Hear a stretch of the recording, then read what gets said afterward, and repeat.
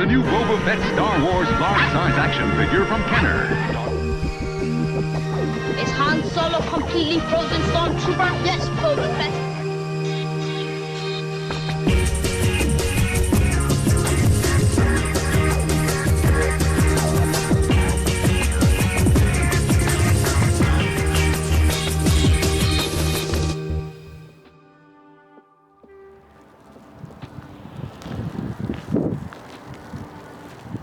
Ah, hello there.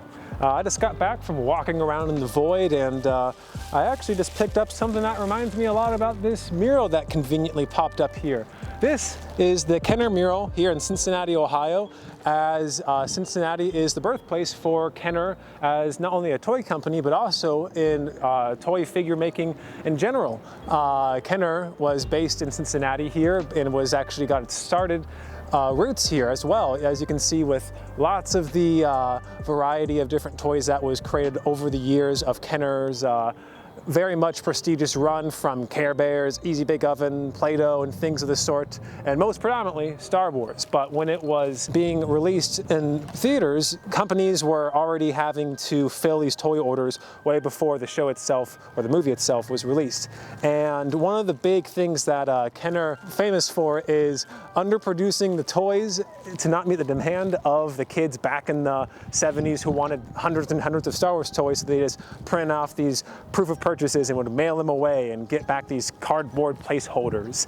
And Kenner has had a long run of not goofs and gaffes, but kind of just fun trivia moments. And one of those is the historic Boba Fett figure and the mythical rocket firing piece that if you know anything about that Boba Fett, it was actually recalled because people or kids were reporting that they were choking on these small missiles into these pieces, and halfway through production of rushing out these Boba Fett figures, they had to just glue these rocket missiles back in the backpacks. And we actually have one of those guys right here.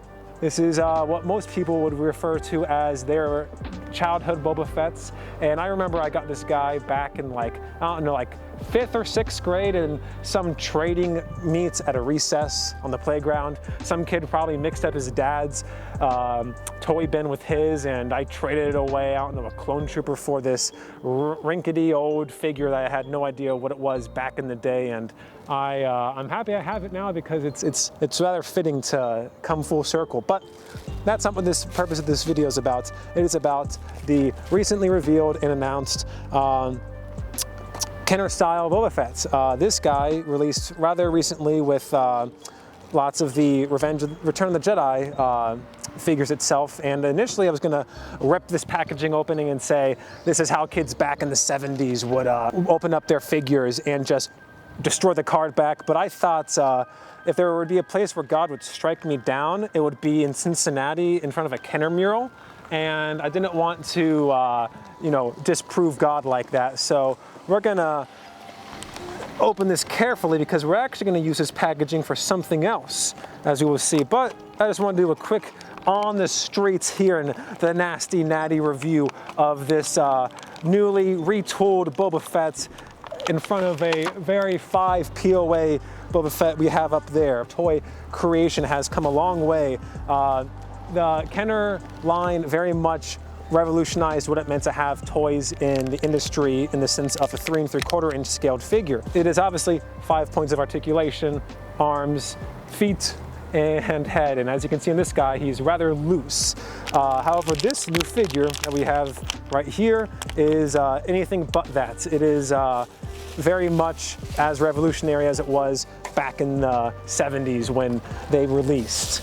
So, taking a look at the figure itself, this mold is actually of the TVC 186, the Return of the Jedi sculpt. You can kind of tell with the Wookiee pelt and things of the sorts. It is not exactly how it looked back in the day, but it is just about accurate every other way, especially, remember I told you about the rocket firing jetpack? It is not removable here, so you can't choke on this one either, buddy. But yeah, it is. It actually is one of the few times that less paint application makes sense, especially in Star Wars figures. Hasbro likes to cut corners when it comes to weathering and things of the sorts. And in this initial 79 figure, the figure itself was sculpted in this bluish gray color tone, and that is the exact same hue and color side by side with this guy right here. Some of the new creative liberties on this guy is his cup right here, his cod piece is green, whereas the initial figure it wasn't. But and everything else, down to his knee pads and his shin guards, and even the back. My favorite color is the use of this purple on the jetpack, and it's awesome. I love the color of it, and it's really nice to see it finally come full circle here in Cincinnati. And boy, they don't call it the Nasty Natty for a reason. For no reason. But yeah, this figure combines the best of both worlds in the sense of great posability and the nostalgic color scheme of the 80s figure line. I really enjoy the fact that they were rather one-to-one in its recreation of everything when it comes down to the paint application, down to the red rockets. It's very much a corner cutting. They could have made that a removable piece, especially for the price of this figure. They could have added that in, but hey, you can just call it some you know, cruel Easter egg that they glued this piece in as well. The jetpack is removable. You can have them wandering about without it. It's really nice. I really enjoy the figure itself, as I don't have that many Boba Fetts in the TVC 3 3/4 inch line. So it's going to be my one and definitive Boba Fett in my collection.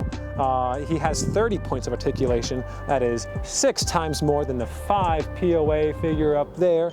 And you can very much tell in the poses and in the dynamic ranges that you're able to get out of a figure of this scale. It's really cool to see these two worlds come together, the 80s color scheme of toys and the modern 2000s levels of articulation and detailing on a figure like this. All the joints are super buttery. I enjoy it. It is really nice. And when it comes to the accessories, he comes with his I don't know, whatever this thing is. It's cast in all black plastic, which is a nice homage to the fact that all the guns back in the day were very much cast in the same plastic. However, I'm kind of surprised that they didn't go along with something more traditional. This is kind of the figure or the blaster that came with the initial Kenner Boba Fett's. It is an Imperial blaster, just because the movie wasn't out yet. They didn't know what he'd have. This is probably how I'll be having mine pose around with his, you know, original styled blaster pistol. It's really cool. I enjoy the again, mixing of the two worlds. But yeah, I actually thought if we Jango Fett this guy real quick, I looked underneath here and I saw that there was a head sculpt that looked like a chin or something, but actually that's just like a molded chin on the helmet itself. There is not a head sculpt underneath there, thank God, because that would have really been cutting corners if they just glued a fully cast head on top of this figure. But yeah, I'm really happy with this. I never had the San Diego Comic-Con version of this figure, which was the same exact retooling on a Black Series scaled body, and I think it is very much appropriate that this guy, that I got this guy in the scale that I did, because this was one of the very first figures I ever got in my collecting I guess hobby back in like 5th grade. Some kid brought it from his dad's toy box. I traded a clone trooper that was worth $5 for it, and this isn't like crazy valuable, but it is something that I appreciate and I'm happy to have over my time, and I'm even more so happy to appreciate a figure like this that Hasbro is able to create so faithfully. I really enjoy it, and I really enjoy the history that Cincinnati has brought to the toy community in general. It's a great place to be, and it's an even better time to be a Star Wars fan and figure collector. Now remember I said I didn't rip open this packaging to be blasphemous here in Cincinnati for a reason. Actually, this guy doesn't do much other than stand and fall over in my collection, and I thought, how cool would it be if I replaced him in packaging that he very much was appropriately packaged in back in the 70s. And look at that, that guy ain't gonna be falling anymore.